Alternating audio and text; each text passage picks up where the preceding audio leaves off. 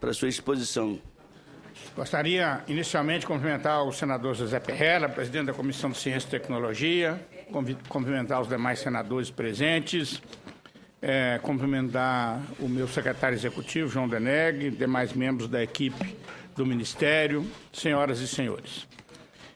Gostaria de agradecer essa oportunidade. Eu acho que é fundamental uma forte articulação entre os órgãos executivos, no caso o Ministério da Ciência e Tecnologia, e o Parlamento Brasileiro, e aqui na Casa Central, que é o Senado Nacional.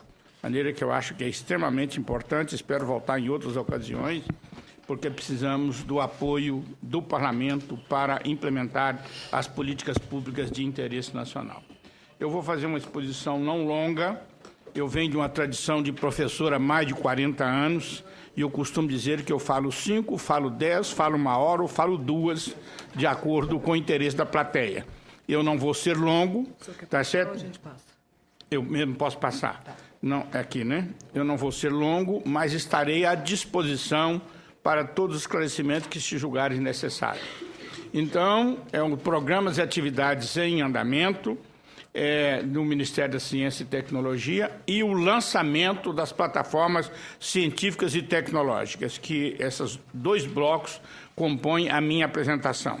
Eu gostaria de dizer que, no meu entendimento, eu acho que isso é dominante no Brasil hoje, educação, ciência e tecnologia são as bases para um processo inovativo que são estruturantes para o desenvolvimento nacional, de maneira que possa combinar crescimento econômico com justiça social e sustentabilidade ambiental.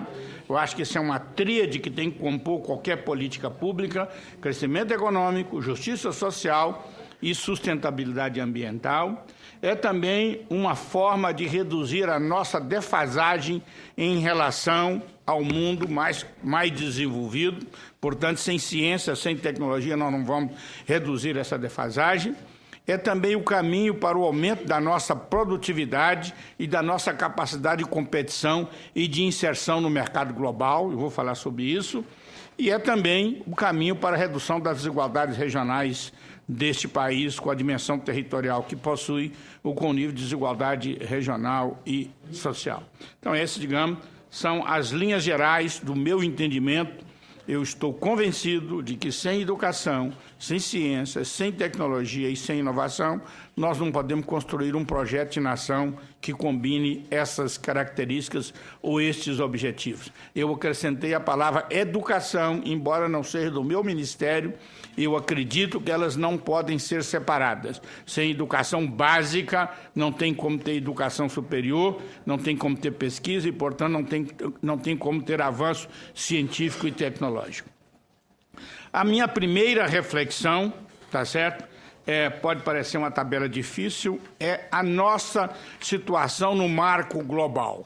Eu gostaria de falar mais longamente sobre esse assunto, não vou falar. Está saindo nos próximos números da Revista de Economia Política um artigo que eu escrevi, que chama Crise Global, Mudanças Geopolíticas e Inserção do Brasil.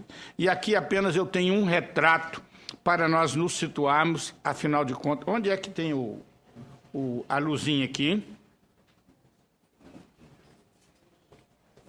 Essa vermelha aqui. É vermelha. Olha, apenas rapidamente, qual é a nossa posição na ordem global? Aqui eu tenho uma tabela em que nós temos a distribuição da área geográfica por principais países e regiões. Você citou o Brasil, nós temos 6,8% da área geográfica do mundo. Aqui é uma tabela com a população em 2012, nós temos 2,8% da população. Aqui é uma tabela do PIB mundial. Nós tínhamos 0,8%, agora nós temos 1,1% do PIB. E aqui é nosso peso nas exportações, tínhamos, tá certo, tinha 0,9%, temos 1%. Apenas para comparar a situação da China, que é a expansão recente. China tem 7% da área, 19% da população, tinha 1,6% do PIB, 3,6% do PIB, está difícil de ler. 1,6%, e agora tem 8,9% do PIB, não, tinha 1,6%?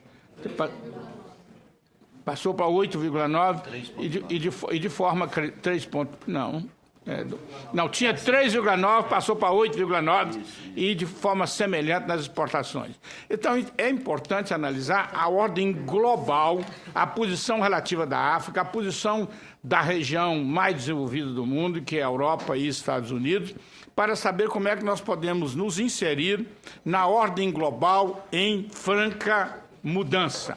Tá certo? Então, isso é extremamente importante, o nosso peso relativo. Somos ainda um país com um peso pequeno, mas com toda uma possibilidade de ascensão em função dessas mudanças.